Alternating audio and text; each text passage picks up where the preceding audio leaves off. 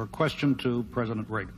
Mr. President, I want to raise an issue that I think has been lurking out there for 2 or 3 weeks and cast it specifically in national security terms.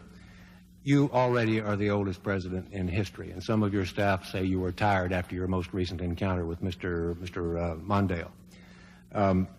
I recall yet that President Kennedy had to go for days on end with very little sleep during the Cuba Missile Crisis. Is there any doubt in your mind that you would be able to function in such circumstances? Not at all, Mr. Truitt, and I want you to know that also I will not make age an issue of this campaign. I am not going to exploit for political purposes my opponent's youth and inexperience.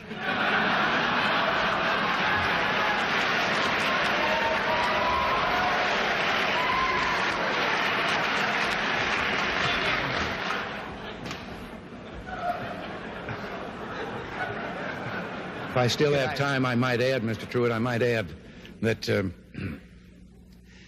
it was Seneca or it was Cicero, I don't know which, that said, if it was not for the elders correcting the mistakes of the young, there would be no state.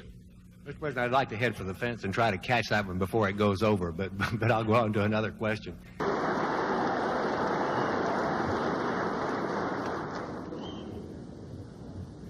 Mr. Speaker, Mr. President, distinguished members of the Congress, honored guests, and fellow citizens.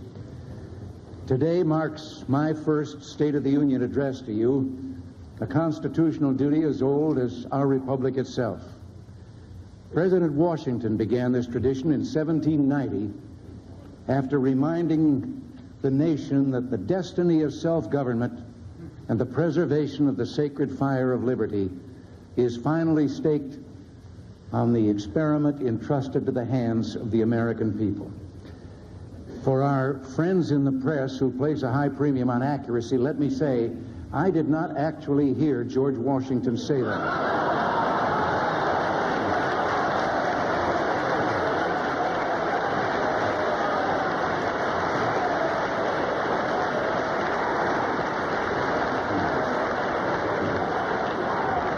But it is a matter of historic record. On our way here in Air Force One, I was looking down over your countryside out here because most of the way from Oklahoma, I was looking down at clouds. And I could say that it reminded me of a story, but actually I wanted to tell the story whether anything reminded me or not. It was about a fella that was driving down a country road, and all of a sudden I looked out, and there beside him was a chicken. He was doing about 45, and the chicken was running alongside. So he stepped on the gas, he got it up to about 60, and the chicken caught up with him and was right beside him again. And then he thought, as he was looking at him, that the chicken had 3 legs. But before he could really make up his mind for sure, the chicken took off out in front of him at 60 miles an hour and turned down a lane into a barnyard. Well, he made a quick turn and went down into the barnyard, too, and there was a farmer standing there. And he asked him, he said, did a chicken come past you? And he said, yeah. Well, he said, am I crazy, or did the chicken have 3 legs? He says, yep, it's mine. He says, I breed 3-legged chickens. And the fellow said, for heaven's sakes, why? Well, he says, I like the drumstick, Ma likes the drumstick, and now the kid likes the drumstick, and we just got tired of fighting for him. And the driver said, well, how does it taste? He says, I don't know. I've never been able to catch one.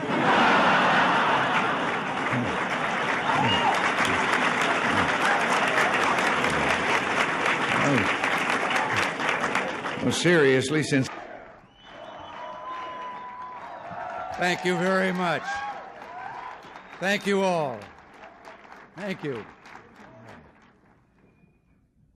As Henry VIII said to each one of his 6 wives, I won't keep you long.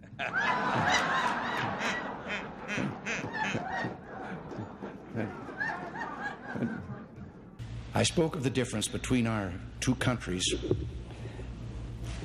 I try to follow the humor of the Russian people. We don't hear much about the Russian people. We hear about the Russian leaders. But you can learn a lot because they do have a sense of humor, and you can learn from the jokes they're telling. And one of the most recent jokes I found kind of, well, personally interesting. Maybe you might tell you something about their country. The joke they tell is that an American and a Russian were arguing about the differences between our two countries. And the American said, look, in my country, I can walk into the Oval Office, I can hit the desk with my fist and say, President Reagan, I don't like the way you're governing the United States.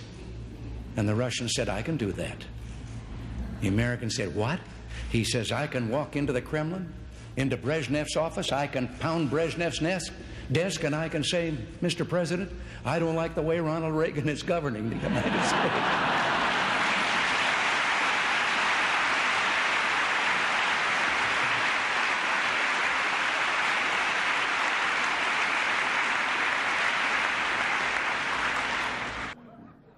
Now, I know that a lot of you have been having some fun with my advancing years. You even tied my recent surgery to my age. Well, I got to be honest with you. I had that same operation when I was young, and it felt so good I wanted to have it done again before I was too old.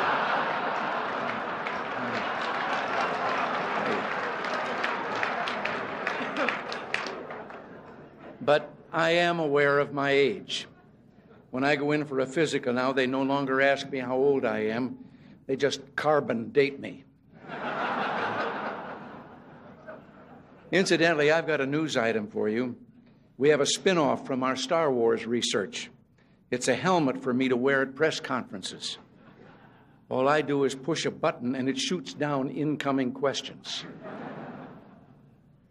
You have to admit, though, that my attitude is better than linebacker George Atkinson's when he was with the Oakland Raiders. Someone asked him what the player's reaction would be if the press box blew up. He said we'd have 30 seconds of respectful silence and then continue with enthusiasm. Now, honest, I don't feel that way. Maybe once in a while. Nancy, would you like to join me up here please?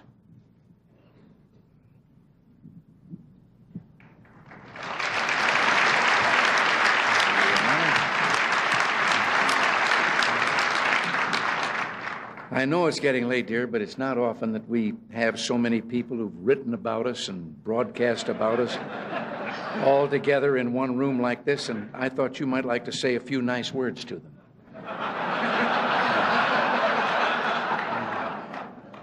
They're all from the press and radio and television. Maybe just a friendly little greeting would do.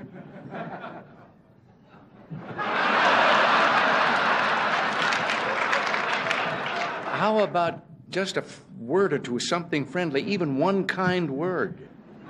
I'm thinking. Seriously, my friends, as always, we've had our share of laughs tonight at one another's expense, which is as it should be in a city where the issues are important and the passions run so deep. Maybe the fun and good nature of evenings like this is a good place to start. So thank you for your hospitality, and thank you for inviting us. Thank you. All right. Thank you.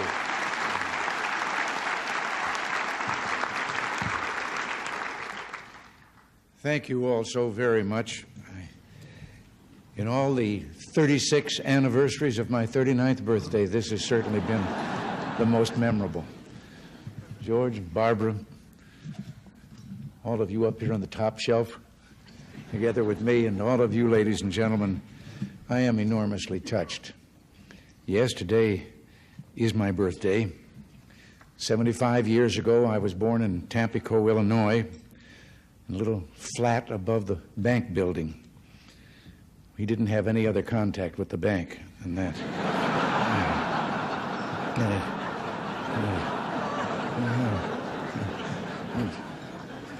Now, here I am, sort of living above the store again.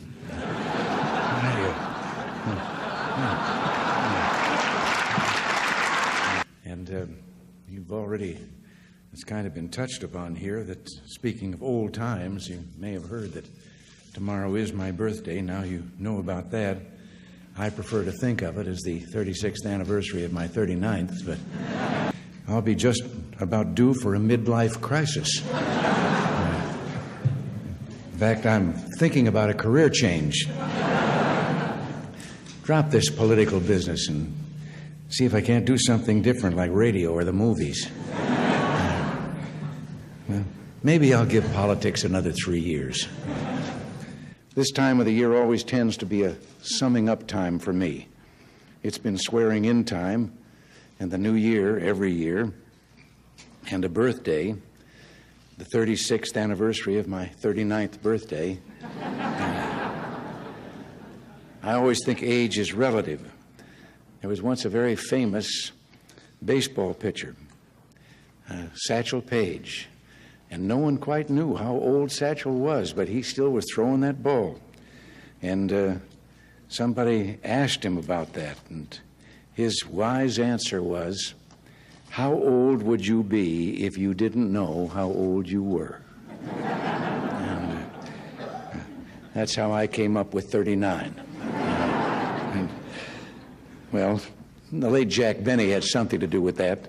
He was 39 for more than 40 years. I can't close without one story about doctors that he will understand very well. Have you ever noticed how easy it is if you're introduced to someone at a party or a dinner or something and he's introduced as doctor? And then there's always those people that suddenly start saying, "Doctor, I've been having..."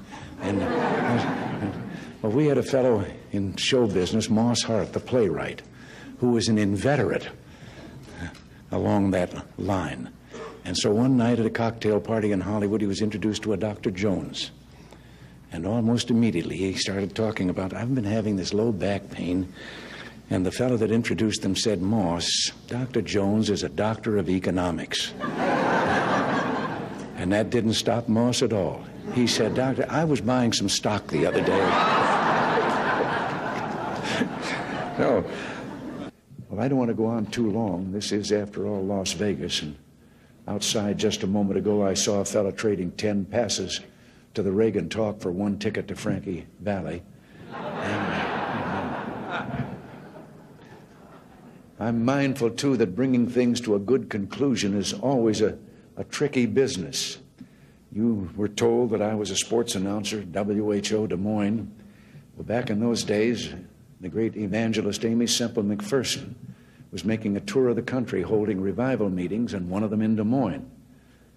Now, the station thought it would be a good idea, an enterprising public relations man, to interview Amy Semple McPherson. But why they picked a sports announcer to interview that noted evangelist, I'll never know. But there we stood in the studio, and I asked her several what I thought were appropriate questions, and then she answered graciously, but then went into a very fervent plea about the success of her meeting. And I sat down until suddenly I heard her saying goodnight to our radio audience, and I looked up at the clock, and there were only 4 minutes to go. Well, I didn't know enough about Amy Semple McPherson that I could fill 4 minutes. So I got up, and in those days of radio and disc jockeys and so forth, I started thanking the noted evangelist Amy Semple McPherson and so forth, but I did like this, which means get a record ready. And the fellow out in the control room through the window reached out. There was always records around there for such contingencies, and picked one up and put it on the table. And I said, "Ladies and gentlemen, we conclude this broadcast by the noted evangelist Amy Semple McPherson with a brief interlude of transcribed music." I expected nothing less than the Ave Maria. The Mills brothers started singing Minnie the Moocher's Wedding Day.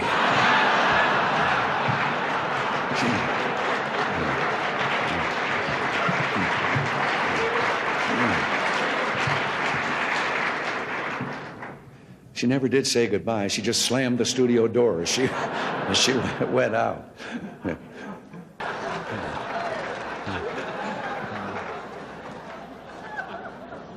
And by the way, on the matter of the INF treaty, I told the Senate not to worry about verification. I told them I'd take care of it.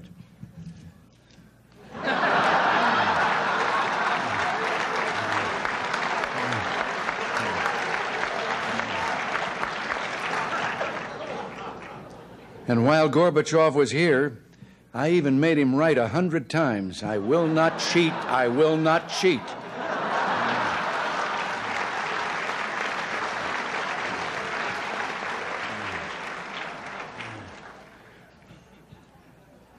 Oops.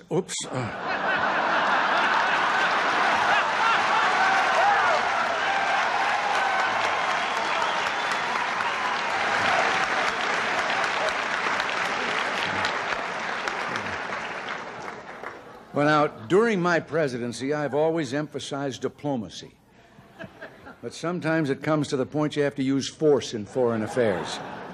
And here I am, arm wrestling General Noriega for Panama.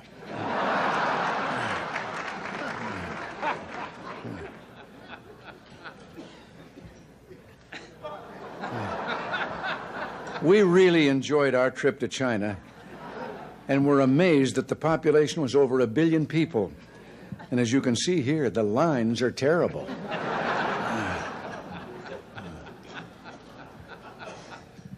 On another trip, the government of Indonesia gave us these gifts, and they're our friends.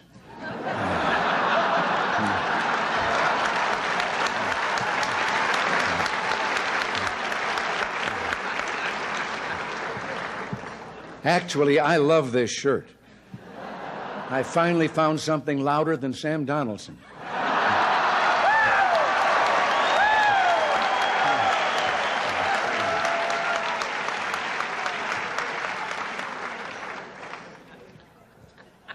And speaking of the press, remember during the Contra Aid vote when the networks wouldn't let me on the air? I bet you wondered how I finally got my message out.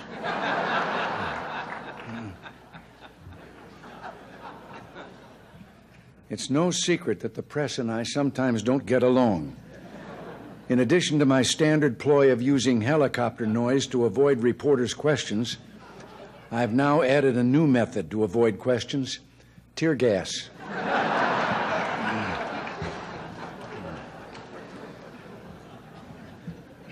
I've loved almost every minute I've been in office, although there were a couple of trips to the hospital.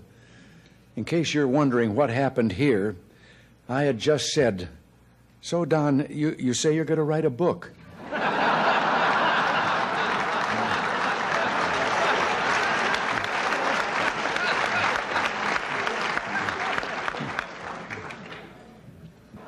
One of my greatest enjoyments is talking to the young men and women who defend us from attack.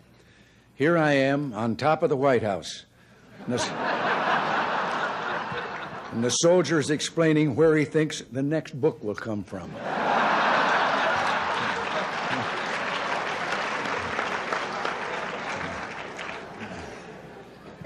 It's fortunate that not everything has been spilled in these books, however.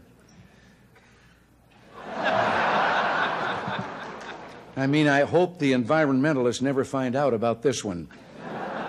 We used to fly Air Force One over Wyoming low and shoot buffalo from the window.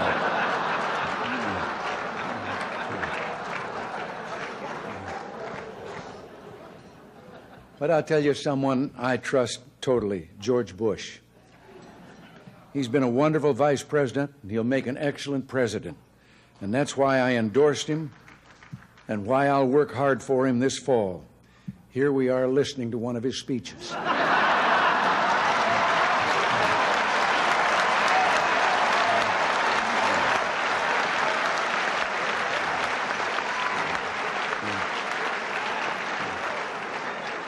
You here tonight do good, hard, creative work, and I respect that too. So, as we say our farewells here tonight, this salute's for you.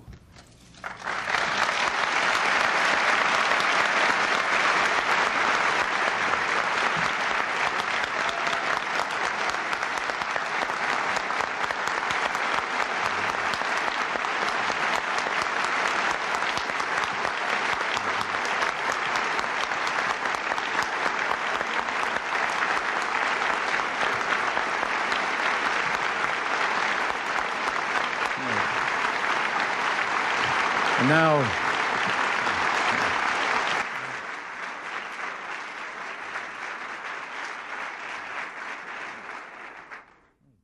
thank you very much, but I think George and I should be applauding you. I thought it'd be good to get together now that we've all rested from our summer vacations. And although it's true summer vacations aren't always restful, you know that leads to a story. There was a fellow that was on his way to a mountain resort, and a policeman stopped him and said, "Did you know that you're driving without taillights?" And the driver hopped out of the car. He was so badly shaken that the officer took pity on him and said, well, now, wait a minute, calm down. It's not that serious an infraction. The fellow said, it may not mean much to you, but to me it means I've lost my trailer, a wife, and 4 kids.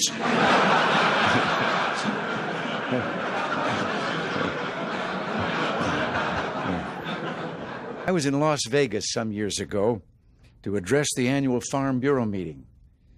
And on my way to the hall, a fellow recognized me and asked what I was doing in Las Vegas. And I told him I was there, what I was there for. And he said, what are a bunch of farmers doing in a place like Las Vegas? And I couldn't resist. I said, Buster, they're in a business that makes a Las Vegas crap table look like a guaranteed annual income.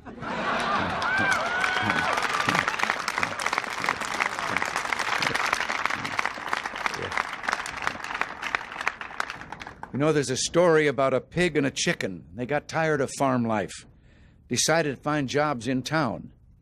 They no sooner arrived in town when the chicken spotted a sign in the window of a restaurant. It said ham and eggs, $1.25. The chicken suggested they go in and apply. And the pig said, wait a minute. For you, this job only requires a contribution. For me, it's a total commitment.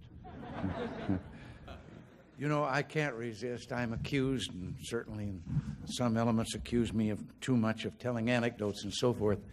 But I think it'd be appropriate before I say anything else that one of my favorite stories about government had to do with an employee who sat at a desk and papers came to his desk. He read them and determined where they were to go and initialed them and sent them on. And one day a classified document came there, but it came to him, so he read it, initialed it, and sent it on.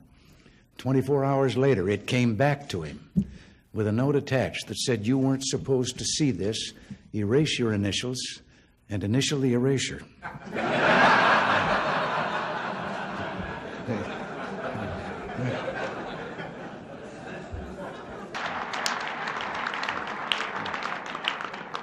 But even Howard Baker's writing a book about me. It's called 3 by 5, The Measure of a Presidency.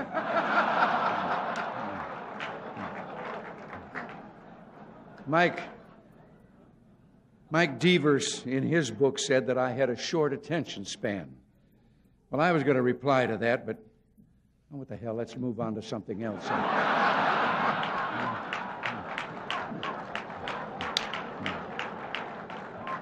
Now,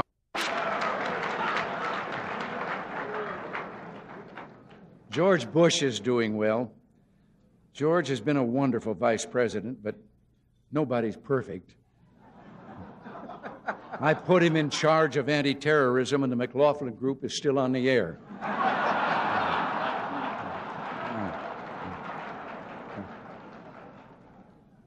But with so much focus on the presidential election, I've been feeling a little lonely these days. I'm so desperate for attention, I almost considered holding a news conference.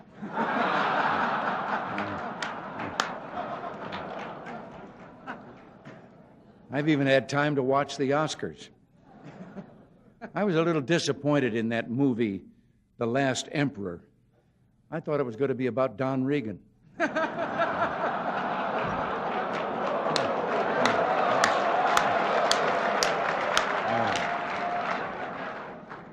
Now, one example is a story they tell. You know, you have to wait 10 years there for delivery after you order an automobile. And so a fellow had finally gotten the money together and was going to buy an automobile. Only about 1 out of 7 families have them in that country. And he went through all the paperwork and everything and finally signed the last paper, laid down his money, and then the man behind the counter said, come back in 10 years and get your automobile. And the man said, morning or afternoon? And wait. The fellow behind the counter says, well, what difference does it make 10 years from now? And he said, well, a plumber's coming in the morning.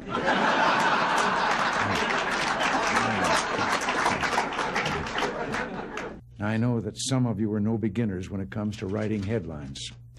Reminds me a little bit of a cub reporter. You knew that something would remind me of a story. A cub reporter whose first solo assignment was interviewing a fellow who was just going to have a birthday that made him the oldest person in town. And he got to the address. It was an older building out in the outskirts of the city, and elderly gentleman ushered him in. He sat down, and the reporter determined he was the man, and he said he was there for the interview, and he led right to the matter about how old are you, and the man said 96. He said, to what do you attribute your longevity? And the fellow said, I don't smoke, drink, or run around with wild women. And at that moment, there was a crash from upstairs. And the reporter looked up, and he said, what was that? The old boy said, oh, that's Dad. He's drunk again.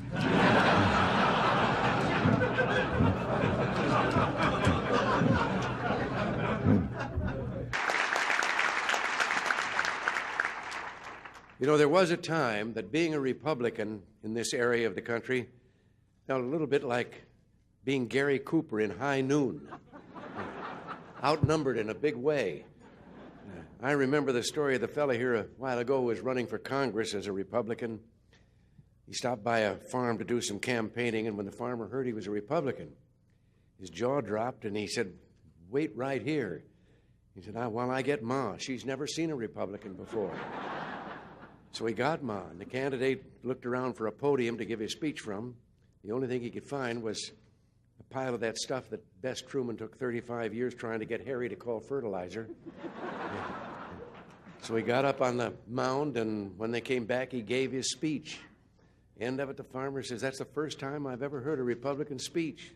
The candidate said, that's the first time I've ever given a Republican speech from a Democratic platform.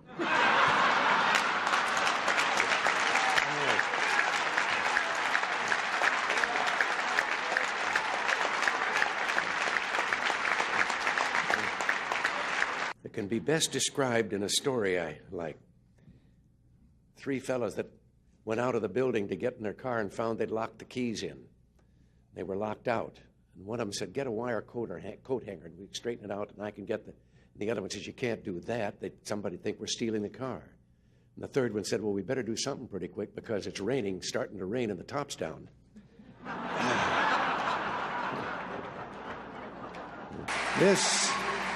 This convention brings back so many memories to a fellow like me. I can still remember my first Republican convention. Abraham Lincoln giving a speech that sent tingles down my spine. No, I have to confess I wasn't actually there. The truth is, way back then, I belonged to the other party. Seems that 25 of San Francisco's top bootleggers, this is a little story to illustrate what I've just said about candor. They were arrested back there in those days of the Volstead Act, and as they were being arraigned, the judge asked the usual question, of course, about their occupation. And the first 24 were all engaged in the same professional activity. Each claimed he was a realtor. And then he got to the last one, the 25th, and says, and what are you? He asked the last prisoner, and the fellow says, Your Honor, I'm a bootlegger. And the judge was surprised, but he laughed, and he said, well, how's business? He said it'd be a lot better if there weren't so many realtors around. President Alfonso and I have much in common. We both have gone through many campaigns and asked for votes from many different kinds of people. Down in Texas during the 1976 primary, they had me out knocking on doors. And I remember one kind of rural area.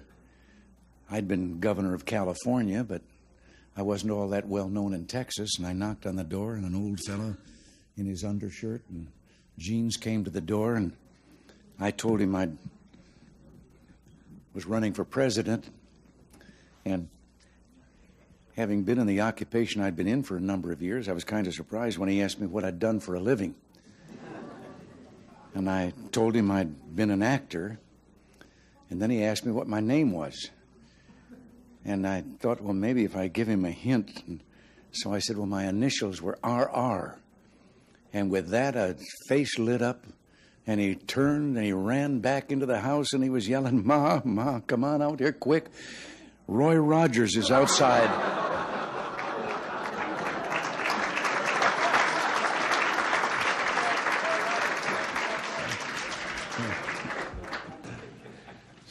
course, asking for help suggests a certain degree of trust, which reminds me of a story.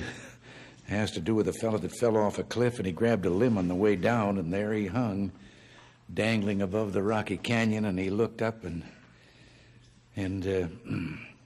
didn't see anyone, and he finally shouted out, "Oh, Lord, if you're up there, tell me what to do." And a moment later, a voice came booming down from the heavens that said, "If you have faith, let go." Well, he took another look down at those rocks 200 feet below, then looked up again and says, "Is there anyone else up there?"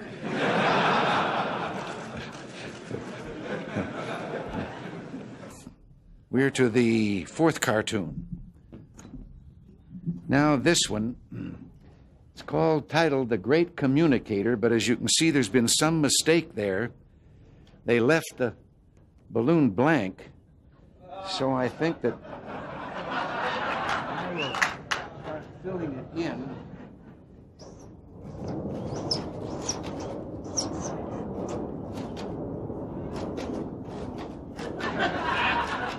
I forgot what I was going to say.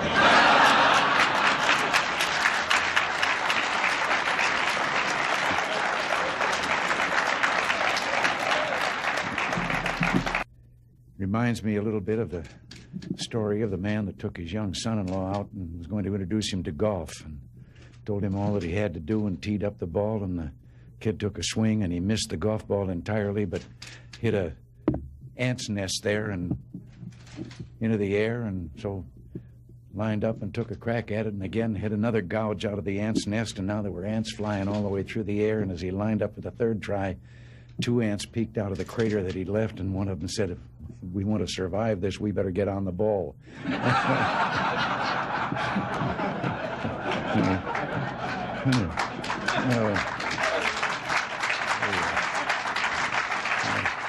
Being a former Democrat myself, I know how difficult it is.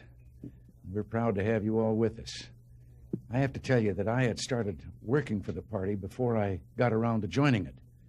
And one night, 1962 state campaign in California, I was speaking at a fundraiser, and a woman stood up in the middle of the audience and asked me if I'd re-registered. And I said, "No, but I'm going to." She said, "I'm a registrar." She walked right down the middle aisle, put the paper up, and I signed up, and then said, "Now, where was I?" Could I just say something here about this? I'm half Irish, too. The other part is English and Scotch. But I just can't help but telling you, and you can take this with you as I'm going to take this with me. I was visiting Ireland and my father's ancestors' background and community and so forth, and then found myself on Cashel Rock, where St. Patrick erected the first cross. And the young Irish guide was taking us through the old ancient cemetery. And we came to one tombstone, and he proudly pointed out, and the tombstone was inscribed, "Remember me as you pass by, for as you are, so once was I. But as I am, you too will be, so be content to follow me." And this had proven too much for some Irish who had scratched on the stone underneath, "To follow you, I am content. I wish I knew which way you went." You know, so much of what we're trying to do, and so much of this, depended on real communications. And I can't resist. I've told this story before, and if some of you have heard it before, it illustrates communications. You'll have to forgive me, but life not only begins, or lumbago, I should say, not only begins at 40, but so does the tendency to tell the same story over and over again. But I've always thought of the importance of communication and how much a part it plays in what all of us are trying to do. And one day, a former place kicker with the Los Angeles Rams, who later became a sports announcer, Danny Villanueva, told me about communications. He said he'd been having dinner over at the home of a young ball player with the Dodgers. The young wife was bustling about getting the dinner ready. They were talking sports, and the baby started to cry. And over her shoulder, his busy wife said to the ball player, "Change the baby." And he was a young fella, and he was embarrassed in front of Danny, and he said, "What do you mean, change the baby? I'm a ball player. That's not my line of work." And she turned around, put her hands on her hips, and she communicated. She said, look, Buster, you lay the diaper out like a diamond. You put second base on home plate. You put the baby's bottom on the pitcher's mound. You hook up first and third, slide home underneath, and if it starts to rain, the game ain't called. You start all over.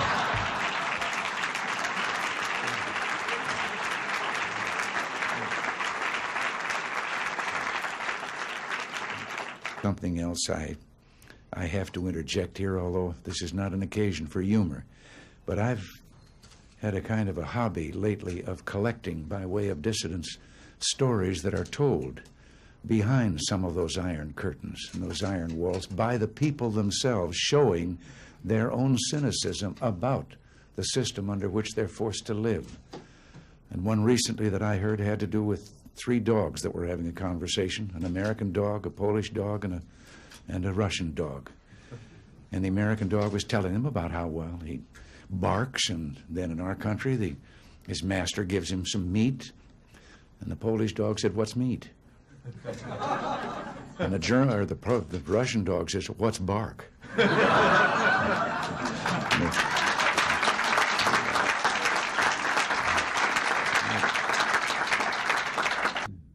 It reminds me of a story. In case you were wondering, this is my way of sliding into a story. Many of you here work on East-West trade issues, and I like to collect stories that I can verify that the Russian people tell among themselves, so I'm going to tell you this one. It's about General Secretary Gorbachev. It seems that as part of the campaign to straighten things out there in his country, he had issued an order that everyone caught speeding or seen speeding should get a ticket, no matter how important they might be. Well, one morning he was out at his country home and realized that he was running late for a meeting that he had in the Kremlin, and he went out to get in his car and told the driver to get in the back seat that he'd drive. And he did, and down the street he went, and they passed 2 motorcycle policemen, and the one of them took off after him.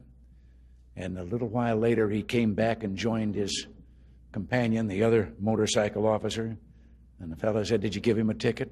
And he said, no.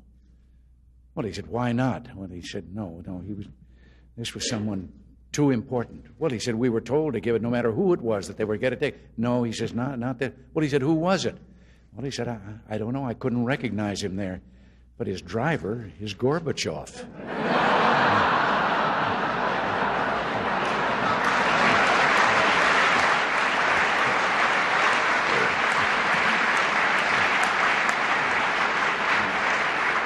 I have to tell you right here, I have been collecting stories that I can absolutely establish are told by the people behind the Iron Curtain in the communist bloc.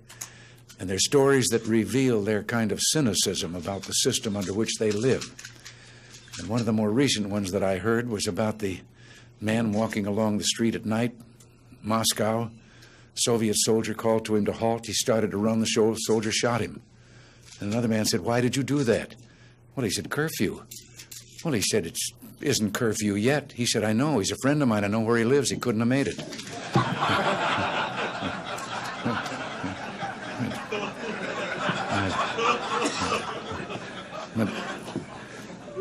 Slander number 3. That does, I shouldn't, I know, but that does trigger another one of those stories I've picked up from over there. They came to General Secretary Gorbachev, and they told him there was a woman in the Kremlin, and she wouldn't leave unless she could see him. So he said, well, bring her in, and they brought her in. And he said, old mother, what is it? What? She said, I have a question.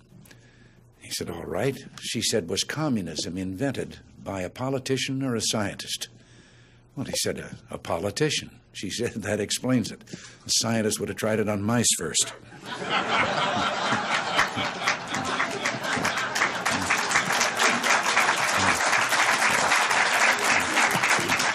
You know, there's a story about a young fellow from the city who hired out to work on a farm during the harvest season. And the first morning, everyone was up well before dawn. The new hired hand and the farmer made their way in the dark out to the oat field, neither one of them saying a word. And finally, the city fellow asked, what kind of oats were they going to cut? Wild oats or tame oats? And the farmer, a little surprised, said, well, Tame oats, of course. Why do you ask? Well, he said, I was just wondering why we're sneaking up on him in the dark. There's a story, and I understand it's true. It's about a newspaper photographer out in Los Angeles. Kind of reminds me of Howard. He was called in by his editor and told of a fire that was raging in Palos Verdes. That's a hilly area in the southern part of Los Angeles County. And the photographer's assignment was to rush down to a small local airport, board a waiting plane, go out and get some pictures of the fire, and be back in time for the afternoon edition. Well, he raced down the freeway, broke all the traffic laws, got to the airport, drove his car to the end of the runway, and sure enough, there was a plane revving up its engines, ready to go. He jumped in the plane shouting, "Let's go," and they were off. At about 5,000 feet, he began getting his camera out of the bag, told the fellow flying the plane to get him over the fire so he could get his pictures and get back to the paper. And from the other side of the cockpit, there was a deafening silence. And then he heard those words he will always remember. "Aren't you the instructor?"